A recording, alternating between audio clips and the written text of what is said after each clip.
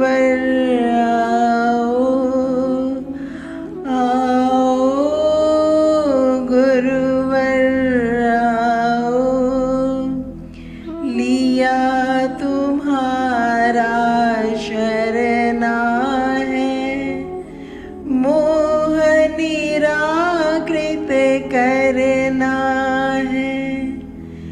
इसने मुझको मारा है, तुमने इसे सहारा है।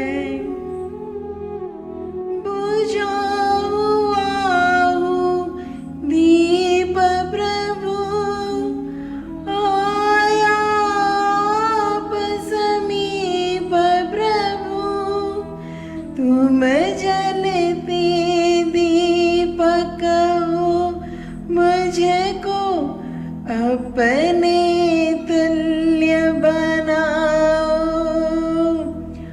आओ गुरुवर आओ, आओ गुरुवर आओ, इस अंतर मन में आओ, मेरे जीवन के कण कण में बन कर प्राण समाओ।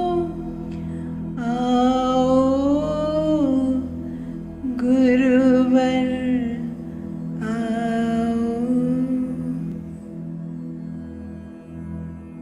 वंदन करो अरिहंत को, सिद्धम करो प्रणाम, आचार्य उपाध्याय का ले सुखकारी नाम, सर्व साधु सरस्वती, दया धर्म सुखकार, महावीर भगवान को वंदन बारंबार, महावीर भगवान को वंदन बारंबार।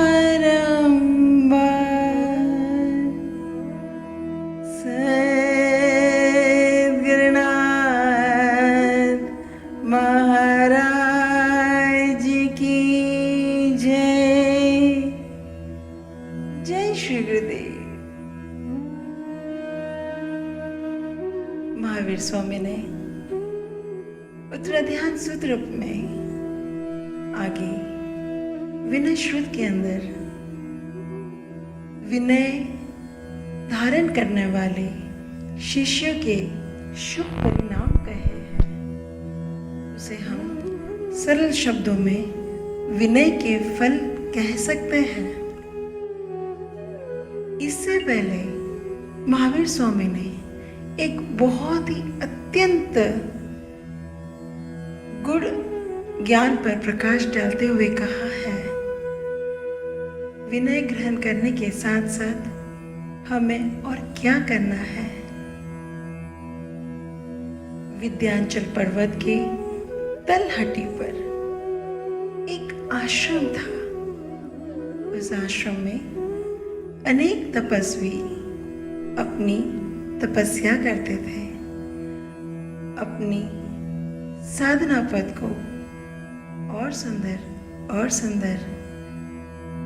पूर्ण रूप से साधनामय होकर अपनी साधना को अपने श्री गुरु के चरणों में रखकर वे मोक्ष प्राप्ति की ओर अग्रसर थे।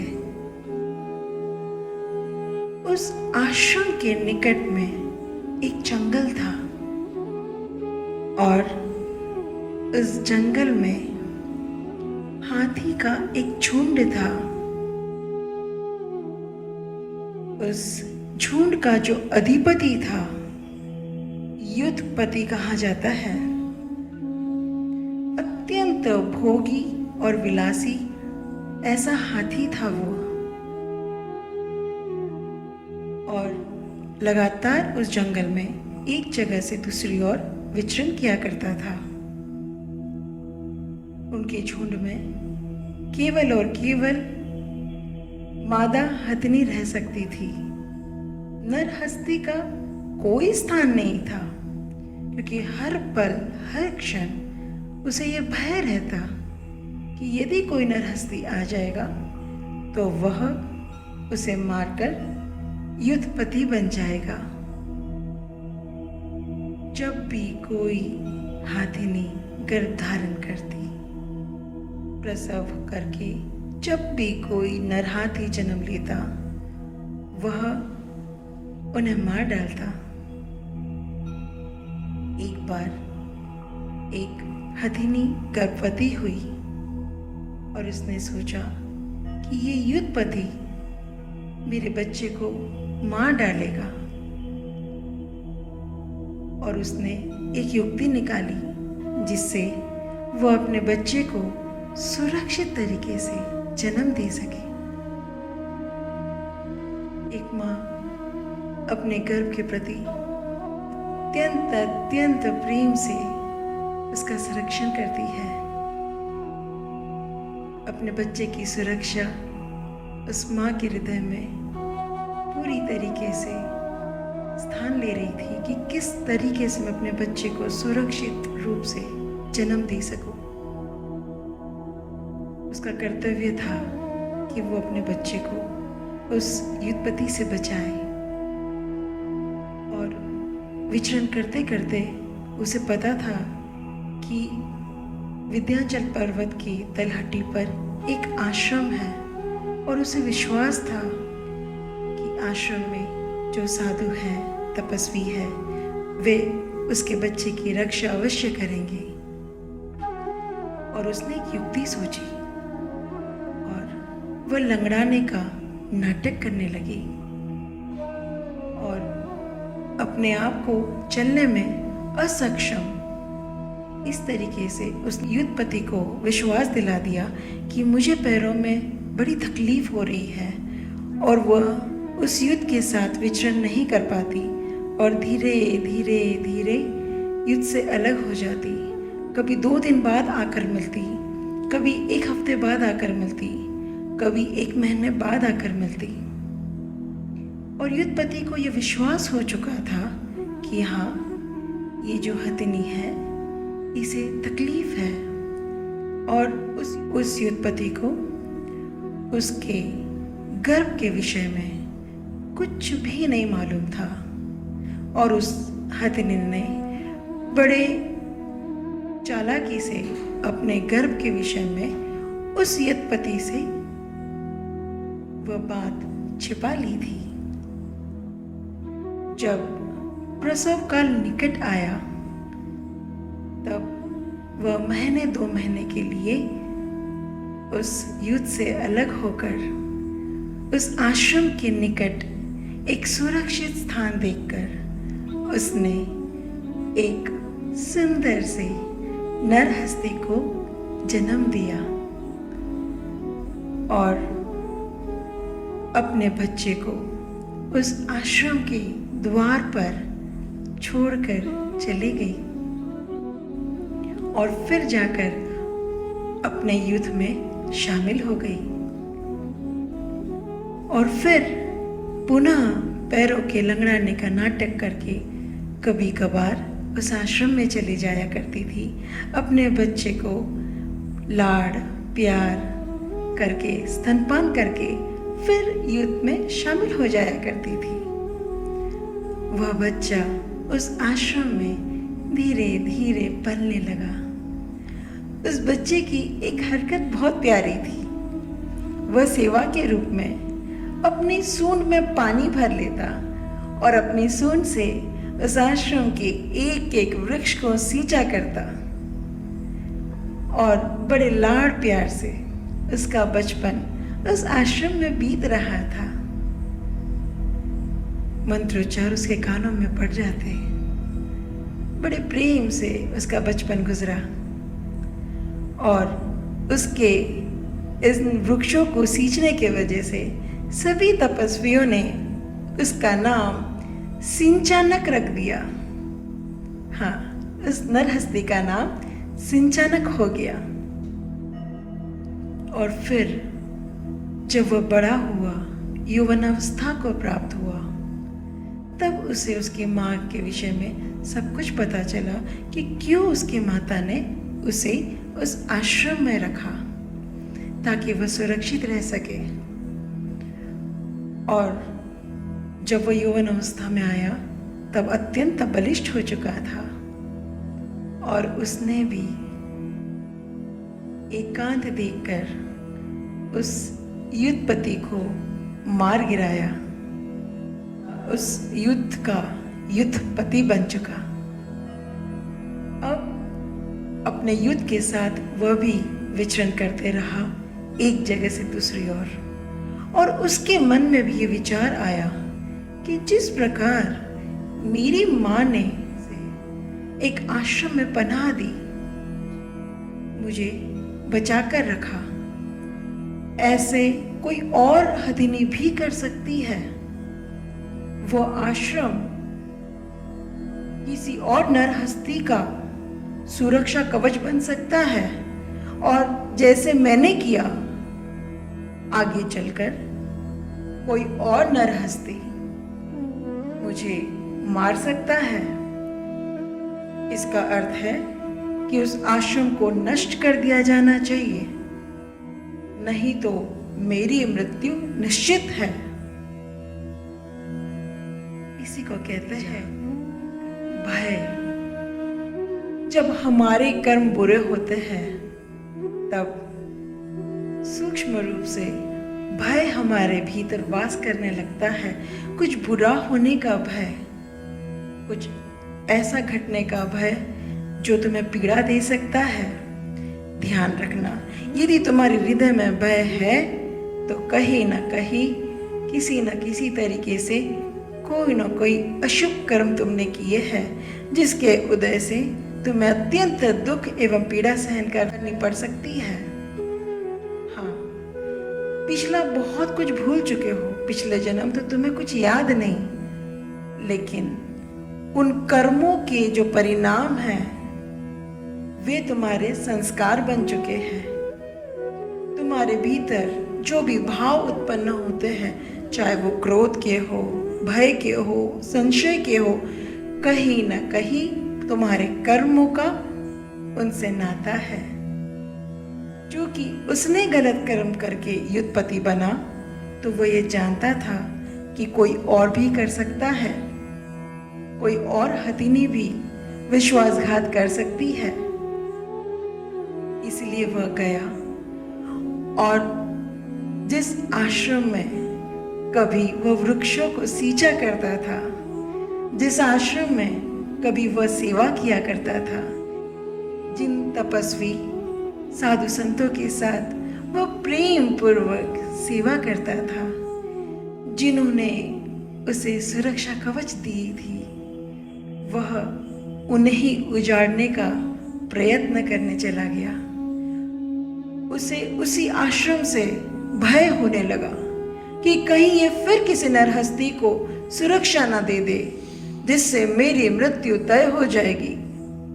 क्यों ना मैं उसे ही नष्ट कर दूं, जिसकी जड़ में मेरी मृत्यु हो सकती है।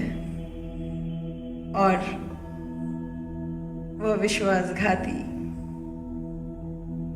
वहां चले गया और वहां पर जाकर वृक्षों को उखाड़ कर फेंकने लगा, कुटियाओं को तोड़ने लगा। तपस्वियों को कुछ नहीं किया, लेकिन हाँ, उस आश्रम को मूलतः नष्ट करने लगा ताकि वे लोग वहां से चले जाएं। वे साधु संत और तपस्वी अत्यंत हृदय द्रवित हुआ उनका कि जिस नरहस्ती को इतने प्रेम से पाला था, पोसा था, जिसे अपने हाथ से खाना खिलाया था, आज वही विश्वासघाती हाथी हमारे आश्रम को नष्ट कर रहा है। वे दौड़े दौड़े महाराजा शनिक के पास गए। हाँ, श्रेनिक महाराजा। और वहां जाकर उन्होंने उस सिंचानक के विषय में जो कुछ वो कर रहा था सारी घटना सुना दी।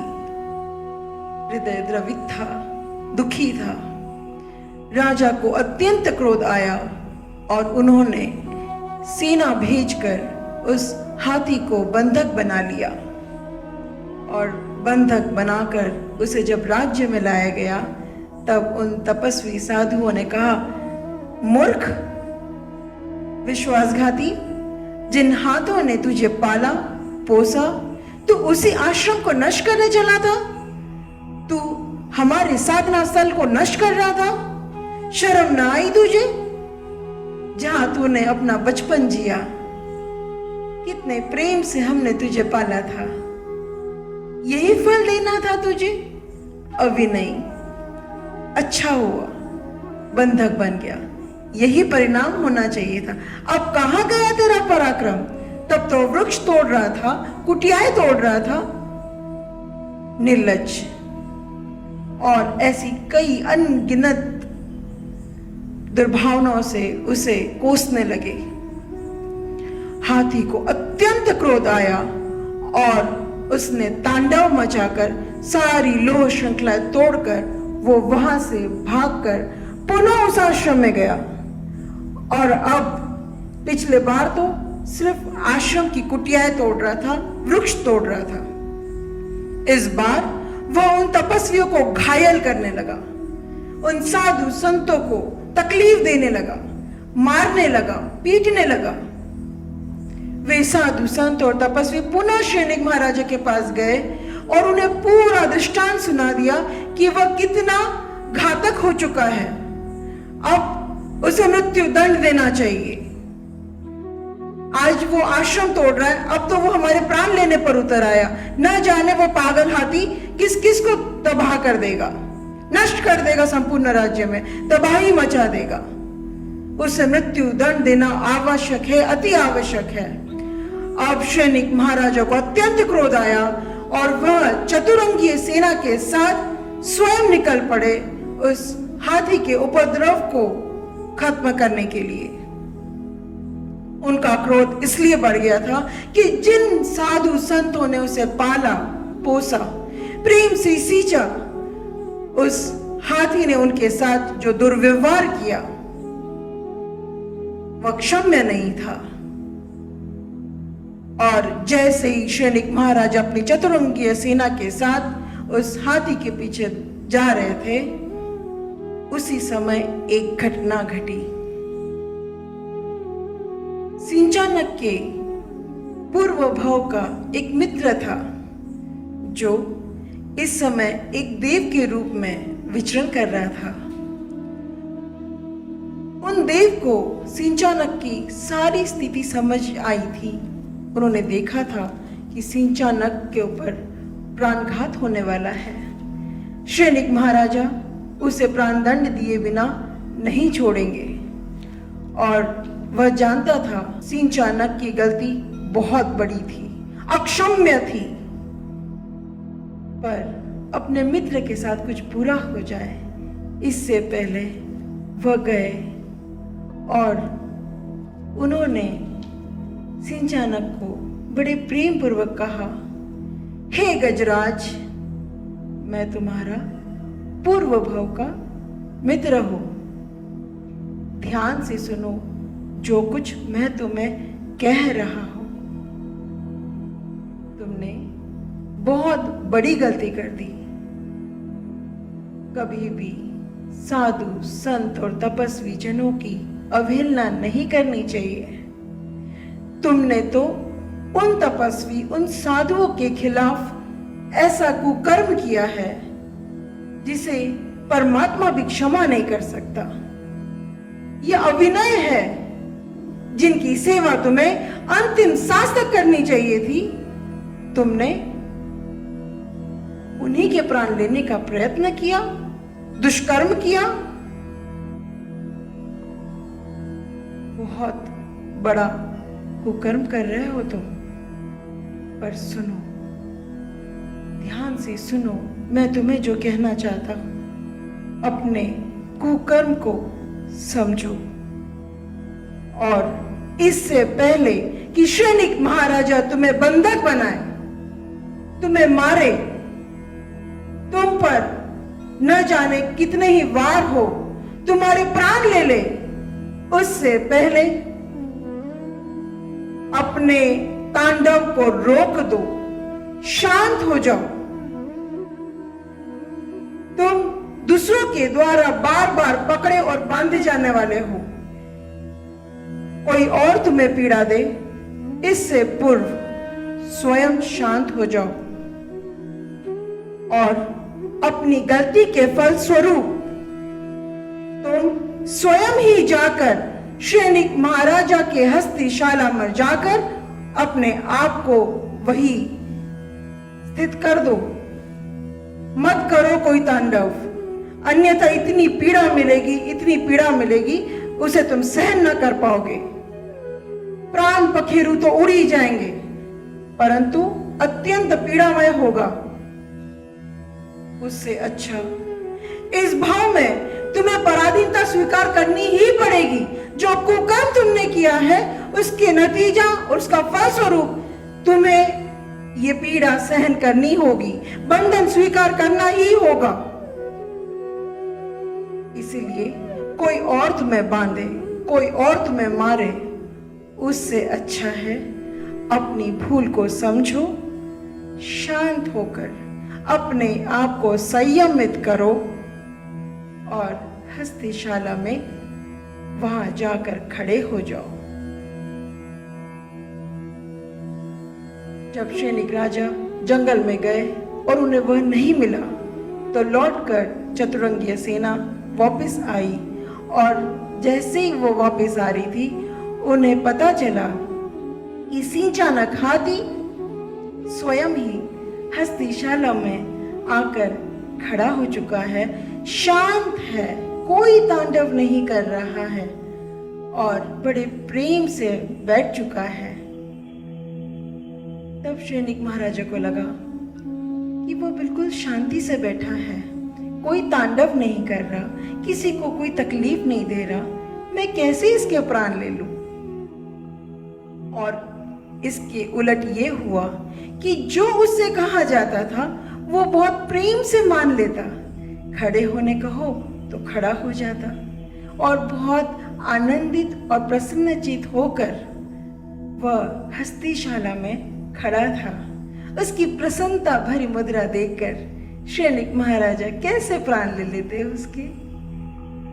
और कहीं ना कहीं श्रेनिक महाराजा समझ चुके थे कि इसे अपनी गलती का एहसास हो चुका था और उसकी प्रसन्न मुद्राएं देखकर, उसका आज्ञाकारी व्यवहार देखकर, उसका विनयशील व्यवहार देखकर श्रेनिक महाराजा उससे प्रेम करने से स्वयं को रोक ना पाए। उन्होंने उन सारी घटनाओं को भुला दिया, विसरा दिया जो गलती सिंचानक ने की थी, और धीरे धीरे वो श्रेनिक राजा का अति प्रिय हस्ती बन चुका था, पटनायक हस्ती बना। श्रेनिक महाराजा उसे बड़े प्रेम से गन्ने का रस पिलाते, इक्षु रस कहते हैं, गन्ने का रस पिलाते, बड़े प्रेम से उसे सोने से अलंकृत किया गया, जेवरों से अलंकृत किया गया। इतना सुंदर दिखाई देता था वह, और वह श्रेनिक राजा का अति प्रिय और पट्ट हस्ती बन चुका था। वह जहां जाता लोग उस पर फूल बरसाते, श्रेनिक महाराजा स्वयं उस पर जाते और इसलिए सम्मान पाता, सत्कार पाता, और अंतिम सांस तक वह अपने उस मित्र देव को धन्यवाद करता कि रक्षा कर ली उन्होंने उसके प्राणों की। दुर्गति हो सकती थी, उसने जब उसे संयम और तब समझाया, शांत होने के लिए कहा और ये कह दिया कि पराधीनता तो तुझे झेलनी पड़ेगी। हाँ, जो तूने कुकर्म किए हैं, पराधीनता तो उसे स्वीकार करनी ही पड़ेगी। मारकर, डांटकर, लताड़ कर सहन करे, क्यों ना अपनी गलती को प्रेम से स्वीकार करे और सुधार ले। जैसे ही सिंचानक ने अपने मित्र के शब्दों को सुना, वह समझ गया और उसने उसी समय कुमार को छोड़कर सुमार्ग को अपना लिया। हाँ, कुमार को छोड़कर सन्मार्ग को अपना लिया और इससे उसके दोनों हाथों में लड्डू थे। अब इस भाव में भी सम्मान पाया, प्रेम पाया, सत्कार पाया, फूलों की वर्षा हुई और अपने आगे के जन्मों को भी उसने अपने शुद्ध भाव से, अपने क्षमा भाव से सुंदर बना लिया। वो भीतर ही भीतर उन तपस्वियों, उन साधु संतों के लिए अपने भीतर क्षमा याचना करता, उनसे माफी मांगता अपने उन गलत कृत्यों के लिए। और उसने बड़े प्रेम से सन्मार्ग अपना लिया। उसे ये समझ आया कि इस जन्म में उसके पास और कोई रास्ता नहीं था, लेकिन क्यों न मैं अपने अगले जन्म को सुधार लूं। क्यों मैं गलत भावों में, गलत कृत्यों में अपने आने वाले जन्मों को भी बर्बाद करूं। अपने जन्मों को बर्बाद करने से अच्छा अपने अगले भाव को बिगाड़ने से अच्छा उसे सुंदर बनाने के लिए वह अपने शुद्ध भाव में रमन करने लगा और उसे अपने पूर्व भाव का सारा ज्ञान प्राप्त हुआ, जिसे जाति स्मरण ज्ञान कहते हैं। जैसे ही वो संतों को देखता, वह अपनी सूंड उठाकर सम्मान से उनके चरणों को छूता। कहीं न कहीं अब जो गलती उसने की थी, उसने उसे सुधारना शुरू किया। जब जब संत उनके सामने आते, वो अपना मस्तक झुका लेता और उसके इन कृत्यों को देखकर उसका पूर्व का किया हुआ कुकृत्य सबकी स्मृति से चला गया। और सिंचानक ने एक सुंदर उदाहरण प्रस्तुत किया। गलती हो सकती है, लेकिन समझदारी इस बात में है कि उस गलती को समझो और सुधार लो। महावीर स्वामी विनय शुद्ध अध्ययन में आगे कहते हैं, सांसारिक मनुष्य ये सोचता है कि जो उसके विरोधी है, जिसे वह शत्रु रूप मानता है, जब उसका दमन करेगा तभी उसे सुख शांति प्राप्त होगी। परंतु वह भ्रम में है, क्योंकि शत्रु कभी भी बाह्य जगत में हो ही नहीं सकता। सांसारिक मनुष्य बाह्य जगत में शत्रु और मित्र बनाते रहता है। उन्हें लगता है कि कुछ लोग उसके विरोधी हैं और वह उनके विरोध में हो जाता है, और कुछ लोगों को वो अपना मित्रवत समझता है और उनके लिए प्रेम पूर्वक आचरण करता है। लेकिन शत्रु और मित्र तुम्हारी कल्पना मात्र है, कोई तुम्हारा शत्रु नहीं।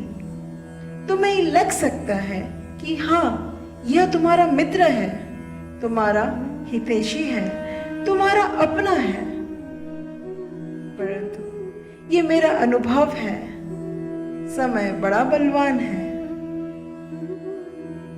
कई बार देखा गया है कि मनुष्य जितना बाहरी व्यक्तियों से दुखी नहीं होता, उससे अनंत गुना वह अपनों से दुखी होता है। हाँ, अपनों से दुखी होता है, अपनों से ही चोटिल होता है, क्योंकि शत्रुता और मित्रता एक भ्रम मात्र है। मित्रता तो एक भाव है। मित्र तो बनते हैं और छूटते हैं। मित्र की सही पहचान यदि करनी है तो विपरीत परिस्थितियों में करना।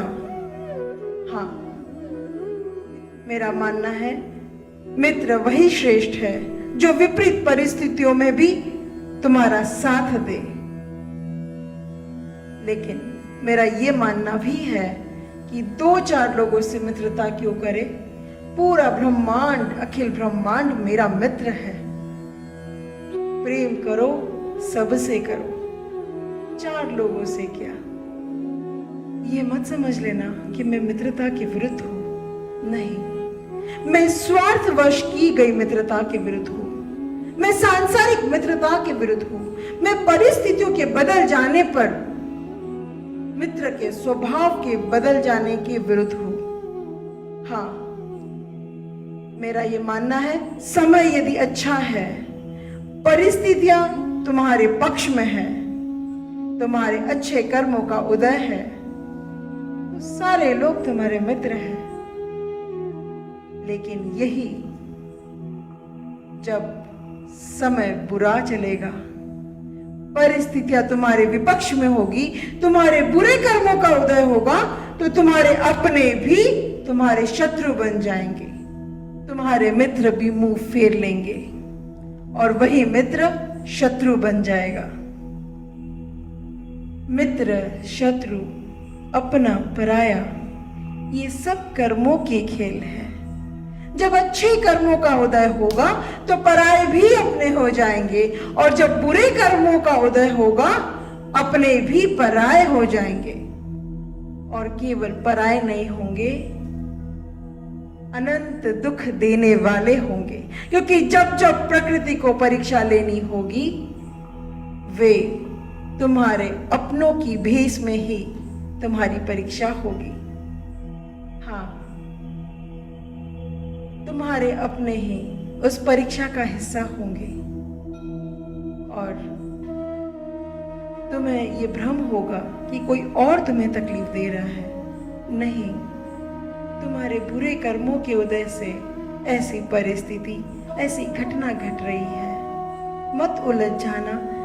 ये मित्र, शत्रु, अपने, पराये, इस जाल में मत फंसना। सभी अपने हैं, सबसे प्रेम करना।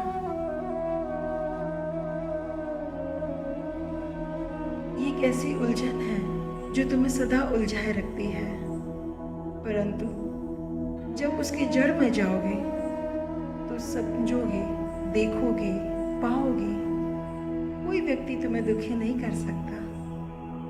यदि तुम दुखी होते हो तो उसकी जड़ में समय, परिस्थिति और सबसे महत्वपूर्ण तुम्हारे अपने कर्म होंगे। जैसे ही कर्मों का उदय होगा, वैसे ही तुम्हारे आसपास के लोगों का स्वरूप होगा। ये प्रकृति की परीक्षा है। दृष्टि भ्रम है, मन का भ्रम है कि कोई तुम्हारे साथ बुरा कर रहा है। नहीं, तुम्हारे बुरे कर्मों का नतीजा है कि प्रकृति उसे उद्दीप्त करती है। ये तुम्हारे और उसके पूर्व जन्मों का कोई कर्म है, कोई लेना देना है, कोई हिसाब है जो इस समय चल रहा है। मत उलझना अपने पराये के बीच में। सब अपने हैं।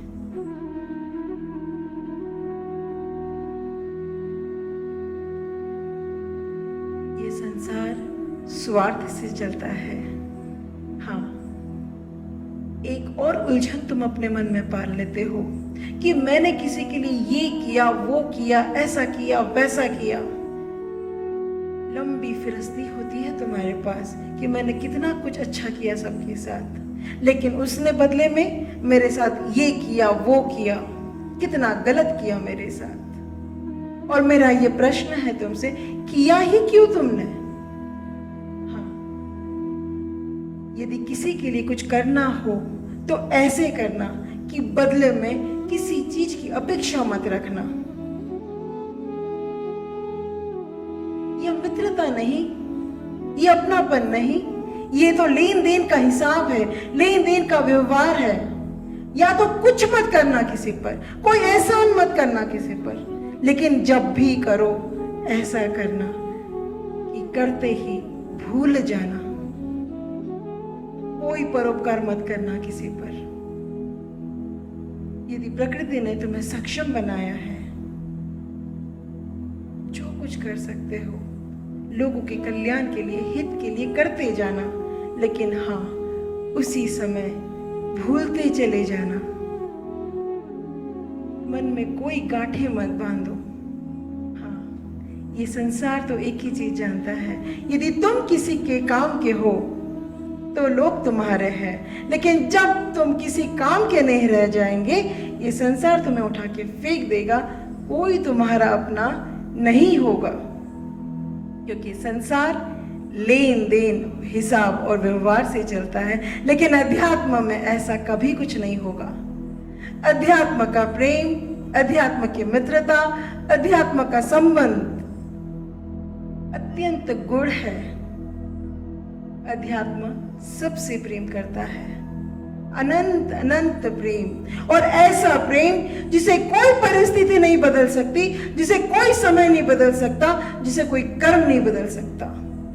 अध्यात्म का प्रेम जब तुम्हारे बुरे कर्मों का उदय होगा, तब अध्यात्म का प्रेम तुम्हारे साथ सदा सतत खड़ा पाया जाएगा, क्योंकि श्री गुरु और परमात्मा तुम्हें कभी नहीं छोड़ता।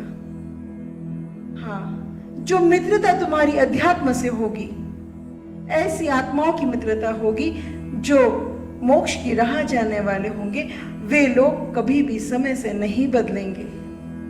जब जब तुम्हें आवश्यकता होगी, वे तुम्हारे साथ सतत खड़े होंगे। श्री गुरु और परमात्मा कैसी भी परिस्थिति हो तुम्हारा हाथ नहीं छोड़ेगा और ना ही छोड़ सकता है, और यही मापदंड है अध्यात्म का। अध्यात्म के रिश्ते सच्चे और पवित्र होंगे। ये नहीं कहती कि संसार में रिश्ते नहीं बनते, लेकिन संसार में ही आध्यात्मिक रिश्ते बनाना। जब भी किसी से रिश्ते बनाओ, लेन देन का व्यवहार मत करना, मैंने ये किया तो उसने बदले में ऐसा करना चाहिए, नहीं। जो तुम्हारे हृदय में आए करते चले जाओ। किसी को पानी पिला दो, किसी को भोजन करा दो, किसी को प्रेम से किसी के लिए वस्त्र ले आओ, बच्चों के चेहरे पर मुस्कान लाने के लिए उन्हें मिष्ठान खिला दो। जो कुछ करना प्रेम से करना, दया से मत करना। किसी पर एहसान मत करना। रिश्ते ऐसे निभाना जो सिर्फ प्रेम से उमड़े, और बदले में किसी से कोई भी अपेक्षा मत करना। अध्यात्म तुम्हें पूर्ण ब्रह्मांड से प्रेम करना सिखाएगा। हाँ, अनंत प्रेम, अनंत प्रेम। महावीर स्वामी कहते हैं कि हाँ, बाह्य शत्रुओं पर विजय प्राप्त करना तो अत्यंत सरल है, उसमें कोई कठिनाई नहीं, कोई बाधाएं नहीं, लेकिन असली विजय तो भीतर के शत्रुओं पर विजय पाने में है। हाँ, असली चुनौती तो भीतर के शत्रुओं पर विजय पाने में है, लेकिन मेरा ये मानना है और मुझे विश्वास है, भीतर के शत्रु को तो शत्रु जाना ही नहीं अभी तक। शब्दों से तो जान लिया, लेकिन माना ही नहीं। और उससे भी बड़ी बात कहूं तो उन्हीं शत्रुओं के वश में हो तुम, अधीन हो, गुलाम हो, दास हो, एक दासत्व की जिंदगी जी रहे हो तुम। अपने ही इंद्रियों के दास हो, अपने ही विषय वासना के दास हो, अपने ही काम वासनाओं के दास हो तुम। विजय प्राप्त करना तो बहुत दूर की बात है। कभी जाना है क्या कि वे तुम्हारे शत्रु हैं? कभी जाना है कि वे तुम्हें नाच नचा रहे? नहीं, कभी सोचा ही नहीं इस बारे में। क्रोध के वश आकर कृत्य कर लेते हो, पर कभी ये नहीं सोचा कि क्या क्रोध पे विजय पाया जा सकता है? जब भी समय मिलता है टीवी, मोबाइल्स, मूवी, सीरियल, गप्पे, भोजन, पकवान, पार्टीज, अनंत चीजों में अपने आप को व्यस्त कर देते हो। कभी समय ही नहीं निकालते ये सोचने के लिए कि क्या कर रहे हो अपने जीवन में। कहते हो कि समय नहीं, लेकिन यदि कोई आके कहे कि चलो घूमने चलते हैं तो फटाफट प्लानिंग्स भी हो जाएगी, पैसे भी निकल आएंगे, पैकअप भी हो जाएगा और पूर्ण रूप से एक अच्छा वीकेंड मनाने चले जाओगे। 5 दिन 10 दिन का एक अच्छा खासा पूरी रूप में मौज मजे के लिए तुम्हारे पास समय ही समय है। शादियां या पार्टियां हो, जब भी किसी के घर में शादी हो तो पूरी साथ सज्जा के साथ पूर्ण तैयारी के साथ जाने के लिए समय है तुम्हारे पास। लेकिन जब अध्यात्म के विषय में बात होगी, जब खुद के विषय की बात होगी तो हाँ, समय नहीं होता है। तब बहुत सारे ऐसे काम होते हैं जिसकी उलझनों से तुम बाहर नहीं आ सकते। किसे भ्रमित करते हो? जो चीज तुम्हारी रुचि की हो उसके लिए तुम्हारे पास समय भी है, पैसा भी है, सब कुछ है। लेकिन हाँ, खुद की ओर झांकने के लिए समय कहाँ? जब कोई पीड़ा आएगी, दुख आएगी, तब तो अपने शरीर की तरफ देखते हो, अन्यथा रोज अपने शरीर के लिए भी कुछ नहीं करते। अपने शरीर को स्वस्थ रखने के लिए भी नियमित योगाभ्यास नहीं करते। 2 दिन करते हो और फिर छूट जाता है। लेकिन मोबाइल 2 पल के लिए नहीं छूटता, 2 क्षण के लिए नहीं छूटता। घंटों घंटों माओ का सीरियल देखने में चला जाता है। लेकिन यदि कहे कि आधा घंटा 1 घंटे की साधना कर लो तो फिर समय नहीं होता। ये समय का खेल है या तुम्हारा भ्रम है? घर में आज का दृश्य तो ऐसा हो गया है कि कहने के लिए एक घर में सब साथ रहते हैं, लेकिन वो साथ में भी सब अकेले हैं, क्योंकि सब लोग अपने अपने मोबाइल के साथ रहते हैं, अपनों के साथ नहीं रहते। यही कटु सत्य है। विषय वासना, मन बुद्धि, अंतहीन कामनाएं, राग और द्वेष, इन सब के कैद में हो तुम। स्वतंत्रता का तो भ्रम है। देश स्वतंत्र हो चुका है, लेकिन तुम कल भी कैद में थे, आज भी कैद में है, और इस कैद से रिहाई के लिए कोई प्रयास, कोई यत्न और प्रयत्न करते ही नहीं हो। हाँ, परतंत्र हो तुम, गुलाम हो तुम, दास हो तुम, कैदी हो तुम, और इसीलिए दुखी हो तुम। महावीर स्वामी कहते हैं, स्वयं पर विजय प्राप्त कर लो और इस जन्म को और आने वाले जन्मों को सफल बना लो। मत बनो कैदी, छोड़ दो ये दासत्व। जो आत्मा स्वयं संयमी हो, स्वयं के दोषों पर विजय प्राप्त करती है, वही इस लोक में मानवों द्वारा, देवों द्वारा, गंधर्वों द्वारा, समस्त प्राणी जनों द्वारा पूजी जाती है, सम्मान प्राप्त करती है। और जो अपने ही विषय वासना के वशीभूत होकर जीवन जीते हैं, वे अनंत अनंत दुख और पीड़ा सहन करते हैं। हाँ,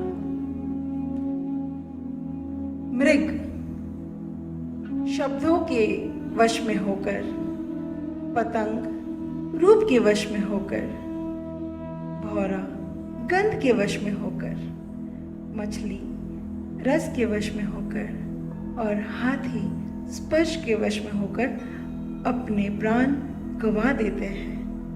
और तुम 5 इंद्रियों के वश में होकर अपना जीवन गवा देते हो। वे तो एक एक इंद्रियों के वश में है और तुम सारे इंद्रियों के वश में हो, सारे मद, विषय और कषाय के वश में होकर दुखी होकर जीवन जीते हो और आकांक्षाओं और इच्छाओं से ही मृत्यु प्राप्त करते हो। यह जीवन भी दुखी और आने वाले जीवन भी दुखी होते हैं। चिंतन करना, मनन करना और ध्यान रखना कि हाँ, शत्रु बाहर नहीं भीतर है। यदि इस जीवन मरण के चक्र से, इस जीवन मरण के फेर से मुक्त होना चाहते हो तो फिर भीतर जाओ और देखो, मुक्त करो स्वयं को इंद्रियों के जाल से, मुक्त करो स्वयं को क्रोध, मान, माया, लोभ के जाल से। दासत्व का जीवन नहीं, स्वामित्व का जीवन जियो। दुखी होकर नहीं, सुखी होकर जियो। आनंद रूप है तुम्हारा। शरीर के बंधन से मुक्त हो जाओ। यह आत्मा का स्वरूप नहीं, ये तुम्हारा सच्चा स्वरूप नहीं।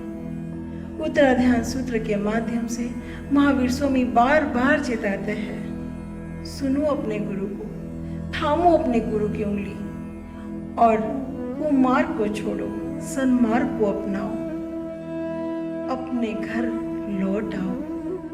हाँ, लौट आओ। महावीर स्वामी आगे कहते हैं कि जो शिष्य विनय का, अनुशासन का पूर्ण पालन करता है और संयमित होकर अपनी साधना आराधना करता है, वह अनंत सुखों को प्राप्त करता है। महावीर स्वामी विनय के फल के स्वरूप कुछ बातें कह रहे हैं, ध्यान से सुनना कि हाँ, यदि एक साधक सच्चे विनय, अनुशासन का पालन करे, अपने भीतर के शत्रुओं पर विजय प्राप्त कर संयम का मार्ग अपनाए, तो वह क्या क्या प्राप्त करता है। विनीत शिष्य श्री गुरु द्वारा प्रदत्त शुद्ध धर्म का पालन करता है और इसलिए इस संसार में कभी भी निंदा को प्राप्त नहीं होता। हाँ, वह अपने अच्छे कर्मों से सदा प्रशंसा प्राप्त करता है, कभी भी निंदित नहीं होता। श्री गुरु के मनोभाव को जानकर अपनी श्रद्धा भक्ति से सदा शुभ कर्मों का ही करता होता है। विनीत शिष्य अपने भाव में भी कभी भी अशुभ कर्म कर ही नहीं सकता। उसके भाव में भी कभी भी गलती से भी गलती हो ही नहीं सकती। विनीत शिष्य बिना श्री गुरु की प्रेरणा दिए स्वयं स्व प्रेरणा से सतत सत्कार्य करता है, कभी भी प्रमाद और आलस्य नहीं पाता। हाँ, सच में देखा है मैंने, जब विनय पूर्ण रूप से आ जाएगा तो श्री गुरु को तुम्हें प्रेरणा करने की आवश्यकता नहीं होगी, तुम्हें प्रेरणा देने की आवश्यकता नहीं होगी। तुम स्वयं स्वप्रेरित होकर ऐसे ऐसे कार्य करोगे कि श्री गुरु तुम पर गर्व करेंगे। मेधावी शिष्य विनयाध्ययन से युक्त विनय पद्धतियों को अपने हृदयंगम करके सदाचरण करके वह सदा इस लोक में यश को प्राप्त करता है, कीर्ति को प्राप्त करता है, उसकी सदा जय जयकार होती है। श्री गुरु अति पूज्य वरों की कृपा दृष्टि से वह माता पृथ्वी की तरह समस्त संसार में धर्म को धारण करने वाला बन जाता है। जितने भी साधक इस धरती पर है वह सबका आश्रय बन जाता है। अनेक साधकों को सदराह और सुपथ दिखलाता है। विनीत शिष्य इन पर सदा श्री गुरु की कृपा दृष्टि एवं प्रसन्नता बनी रहती है और इसी के फलस्वरूप वह इस जगत में वंदनीय होता है। समस्त संसार जिसकी वंदना करे, ऐसा हो जाता है वो विनीत शिष्य। श्री गुरु के आशीर्वाद से भरा हुआ वह शिष्य मोक्ष लक्ष्य प्रचुर शुद्ध ज्ञान लाभ को प्राप्त करता है, अर्थात ऐसा ज्ञान जिससे वह मोक्ष को प्राप्त हो, ऐसा ज्ञान प्रचुर मात्रा में वह प्राप्त करता है। हाँ, श्री गुरु की कृपा से शास्त्रों में पारंगत होकर शास्त्रीय ज्ञान का एक एक रहस्य समझता है। हाँ, उसका ज्ञान शब्दों का नहीं, अनुभव का होता है। शास्त्रीय ज्ञान के गूढ़ रहस्यों को समझकर वह सदा सर्वदा के लिए संशय रहित हो जाता है। उसके लिए वह ज्ञान पूर्ण रूप से उसका जीवन बन जाता है। अनुभूत ज्ञान। शास्त्रों का रहस्य केवल और केवल विनय और समर्पण से पाया जा सकता है। यह एक ऐसी घटना है जो मौन रूप में घटती है। हाँ, पहले भी समझाया था, यह एकलव्य की तरह की घटना है कि जिस तरह निशब्द को सुनने की ताकत थी एकलव्य में, ऐसे ही श्री गुरु की कृपा से वह शिष्य उन सारे निशब्दों को सुनकर उन अनंत रहस्यों को पा जाता है जो श्री गुरु से उसे प्राप्त होते हैं। कुछ ज्ञान शब्दों से दिया जाता है और कुछ ज्ञान ऊर्जाओं से ग्रहण किया जाता है, लेकिन वो केवल तभी ग्रहण कर पाओगे जब पूर्ण समर्पण आएगा, पूर्ण अनुशासन आएगा, जब यह विनय विलय में बदल जाएगा।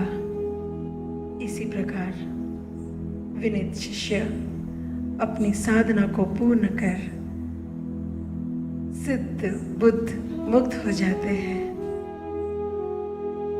मोक्ष को प्राप्त करते हैं, पूर्णत्व को प्राप्त करते हैं।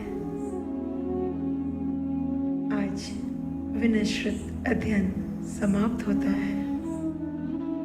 महावीर स्वामी ने विनय श्रुत अध्ययन में अत्यंत गूढ़ बातों को बड़े प्रेम से और सहजता से समझाने का प्रयास किया है कि हाँ, श्री गुरु ये दिव्य स्वरूप को समझो, विनय को धारण करो, अनुशासन ग्रहण करके अपने जीवन को संयमी बनाओ, अपने भीतर के शत्रुओं पर विजय प्राप्त करो, बाहर मत उलझो, बाहर मत भटको, भीतर जाओ, भीतर सब कुछ छिपा है। और अविनय के फल बताकर चेताया है कि क्या नहीं करना है, और विनय के फल समझाकर कहा है कि हाँ, इसे पालन कर, इन सद्गुणों को धारण कर सद्गति को प्राप्त करो। इन्हीं भावनाओं के साथ ज्या ज्या ठिकाणी मन जाय माझे, त्या त्या ठिकाणी निज रूप तुझे, मीठे